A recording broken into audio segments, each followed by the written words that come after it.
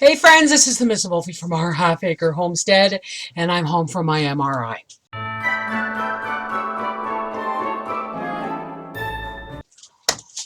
Oh, see, she heard me. Did you see her come galloping in? She wants everybody to see that mommy's home. No, you were such a good girl while mommy was out. Also, what's a hi? Say hi right there. Look at that. Who's that? Who's that, Gracie? Is that you? Can I have a kiss? Can I have a kiss? Where's my kiss? Thank you. Oh, my goodness. Oh, yes, you missed. You go to sleep with mom tonight? Mwah. Okay, get down now. Get down now. Sorry about that. She thinks I'm on live and she thinks everybody gets to see her. She hears me talking. She hears me say, my opening, and she's in here. So I had my MRI. I did a quick little live feed because I made the mistake of coming out of my MRI and posting on Facebook. I've had my MRI. Long story short, I will be cremated.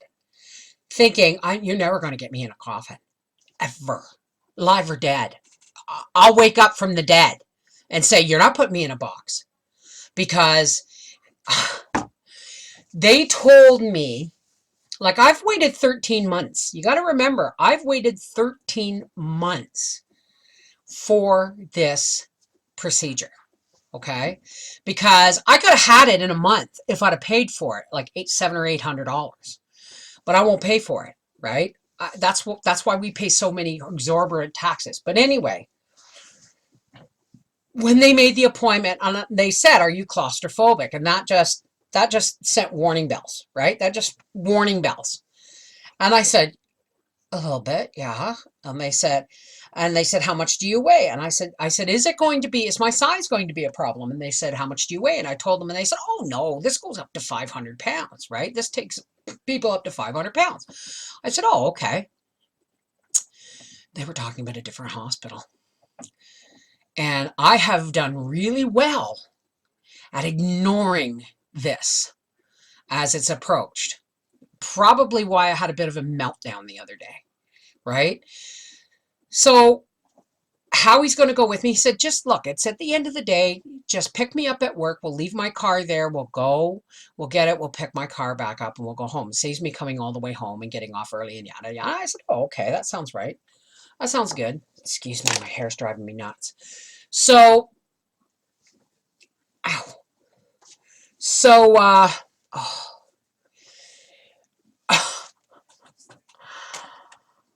I leave in plenty of time. Plenty of time, because I'm supposed to be there at 10 to the hour to register, get my hospital card, the whole 9 yards, because I've never been to this hospital before. And I leave in plenty of time. And I stopped at the dollar store. There's some craft videos coming up. You're going to love it. Holiday craft videos for the Christmas tree. So I forget where I'm going with this. I go to the dollar store and I wander around and I saw an ornament that I really, really liked. And I looked at it and I put it in my cart.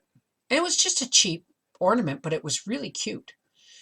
So I thought, oh, well, and I started walking around and I started finding all the things I needed to actually make that ornament. And for the same price, well, maybe not for the same price, but I got enough to make, I think, 10 ornaments for almost the same price. And so that's going to be a video. But I got out of there and I left and I'm in plenty of time, right? Plenty of time.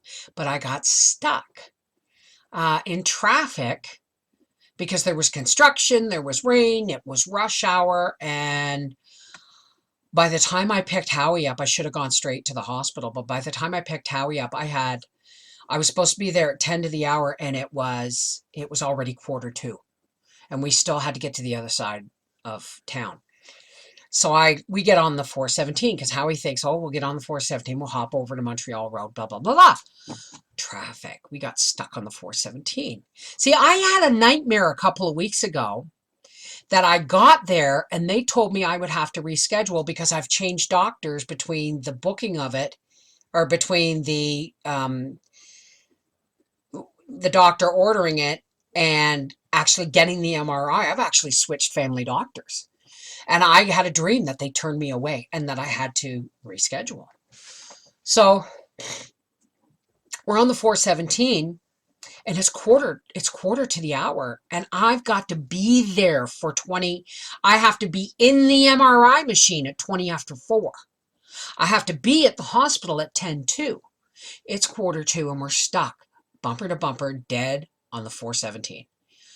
So I phoned the hospital and I managed to, it took me 3 times because now you have 7 options, click. Now you have 6 options, click. And then they weren't very clear, so I had to do it 3 times before I finally got the radiology department.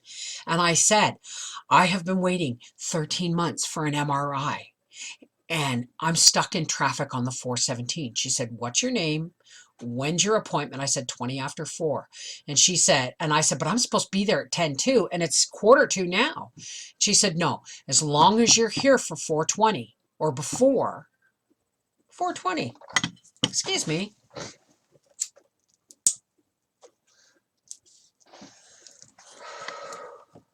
So as long as you're here for 4:20 or before, you'll get your MRI. Howie drops me at the hospital door and goes to park the thing. And now I'm in the hospital and it's a city hospital. So I'm like, right? And there was 2 people in suits, a lady and a man, and they saw me like this. I must have looked like a deer in the headlights. And she said, "Can I help you?" And I said, "Do you work here?" And she said, "Yeah." I said, "I'm late. I'm supposed to be here for an MRI and I'm going to miss it." She said, "No, you're not. Follow me." And she walked me right to the MRI. I had 10 minutes because they told me if I showed up at 4:21, they had to go on and deal with the rest of their lineup, that I would have to reschedule. There was my nightmare. I was going to have to reschedule. So I made it there in time, right? And I was smart. I took my own long night shirt and I wore my Facebook purchase bras that have no metal in them and cotton panties. Nothing on me had metal. And so she said, I said, "Are you going to put me in a hospital gown?" She said, "Yeah." And I said, "Can I wear my own nightshirt?" And so we talked. I was able to leave my panties on, my bra on, my socks on, and wear my nightshirt because I've already got anxiety. But at this point, I'm not anxious about the MRI itself. I'm anxious because it was getting there. Yeah. So I'm there now, right? So it's like, okay, I can wear my own thing. Yeah. She said, "Okay, when you're done getting into your stuff, come on over and knock on this door." So I knock on the door, come right through, and I walk in, and there was the MRI. I'm not kidding. It looked about that big. And I actually literally stopped and backed up a step. And she said, "Are you okay?" And I said, "Is that the machine?" And she said, "Yes." I said, "I'm not going to fit in that." And she said, "How much do you weigh?" And I told her. She said, "Sure you will. You'll be fine." And she said, "Are you claustrophobic?" I said, "Oh, hell yes." And she said, "Okay, what we're going to..." And her and the other guy worked really hard at keeping me calm and getting me in, because it wasn't the one that holds people up to 500 pounds. It was the one that only holds people up to 350, and that's a toothpaste tube of squeezing.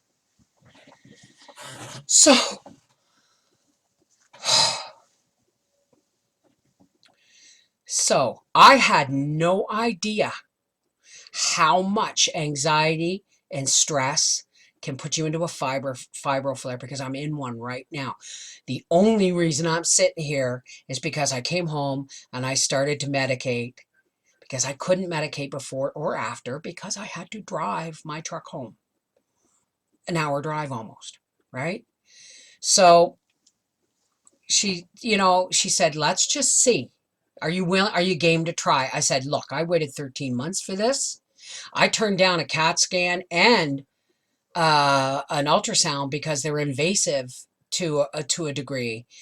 I chose this. I'm going to do this. If you can get me in there, is my head going to be in there? And they said no. I said, okay, I can do it. Let's try.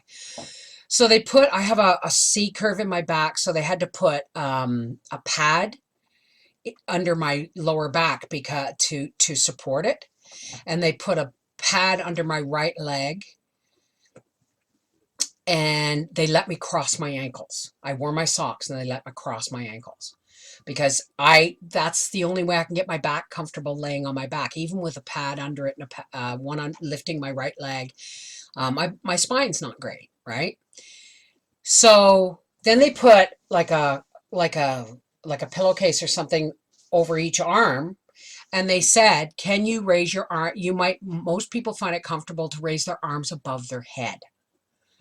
And I went to do it, and my left shoulder said, oh, no, that's not going to work. I'm not going to be able to even get it up there. And so I tried with my hands over my tummy, right, under my breasts, but my elbows were in the way, right? So I had to put my arms down like this, and they gave me a panic button, okay? Like this, right? And I start to go in the tube feet first. I went, no, no, no, no. And as soon as I felt my thighs, the outer of my thighs, hit the inside of the tube, I went, oh no, oh hell no, I can't do this. And they stopped immediately. Because I'm not even in the machine yet, right? And they go, okay. And I said, okay, can we do this piecemeal? And they said, absolutely. So I went in a little more, and then I shifted. And I went a little more, and I shifted. And got up to here, and I'm going, and they said, you only have a couple more inches. Because literally, you know how we put canning funnels in a jar to get things in? I felt like I was being shoved through a canning funnel. Honest to God. So, and I am claustrophobic. And I think I got rolled up in a rug or something as a kid because the only thing that kept me from really violently panicking was the fact that Howie was right in the next room and that they talked me through the whole thing. She said, okay, this first, this is what it's going to sound like, but it's only going to last for a minute and a half. So we did it, right? And I said, okay. And she said, are you okay in there? And I said, yep. And she said, the next one's, and she talked me. If she had told me you got to stay utterly still for 20 minutes, I would not have made it. I would not. They said, okay, this next one, you're doing really good. The next one's this. We're almost there. We're over halfway through. And she talked and she talked. And the last one, she said, how you doing? And I said, are we done? And she said, yes. I said, then get me the hell out of this thing. And because by the time they took the second set, they had to do the first images twice, and I didn't know that. And it's a good thing they didn't tell me until afterwards, right? Because someone told me on the live stream last week to sing. And I couldn't breathe too deeply because, well, I was in a tube. And my arms were, and the panic button was right here, like it was like a ball, but I couldn't get my hand wrapped around it. And I was afraid to try it because I was afraid I'd accidentally stop the machine. Because once it's done, it's like it stops, right? So I'm like, I started out with You Are My Sunshine. And by the time they pulled me out, I had tears running down the sides of my face and I was singing Ave Maria. I was so squeezed, so tight that my hands went to sleep. These two fingers and this side of my hand, and that went sleep all the way up here, all the way up to here on both arms. I was that tight, squeezed in. So she came out and she said, how you doing? And I said, I broke down in tears. I said, I can never, ever, ever do that again. I said, the only thing that stopped me from pushing the panic button was that my husband got off work to be here with me. And that I waited 13 months for this. Because there was twice going into the tube when I said, no, I can't do this. And then we went a little farther. And then they let me relax. And then I went a little farther. But I'm telling you, folks, she said that if you ever have to have an MRI again, make sure you tell them that you need the large MRI. I said, they told me that this was the large one. And she said, you did really good. You did really good. So Howie took me out for dinner, in which you saw the live feed. We were at the Newport restaurant it's on Churchill and Scott Street in Ottawa. Had a smoked meat sandwich with mustard on toasted rye, and I just dumped my coleslaw and my pickle right on top. It was damn near a Reuben. All it needed was Swiss cheese. It was really good. But I had no idea how much this was looming over me. Even the meltdown a couple of days ago should have clued me in, but I was not going there. I was not going there. The best part about this was that I handled one anxiety at a time as they came up. And I breathed and I sang and I didn't let it overwhelm me. But holy crap, that was not easy. That was not easy. So, I should get the results in a week. Pretty sure there's going to be a hysterectomy in my future because, yes, I don't have any ovaries. But when I had my last surgery where they fixed my hernias and they took out my ovaries, I asked them, when I consulted with the gynecologist who was going to do my ovaries, I said, please take my uterus too. And she said, no, we won't take a healthy uterus. But I have endometriosis, folks. And I tried to tell her it's going to come back. She said, we will not take a healthy uterus. Guess what?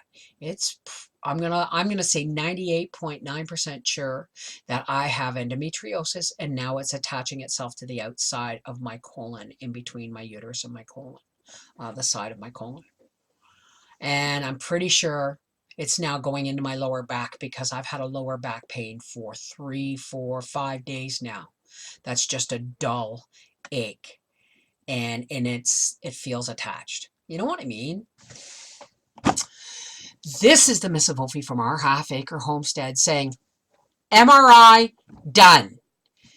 Happy Thanksgiving to all my American friends. Thank you for your prayers, because if I had known what was ahead of me, I wouldn't even have gone.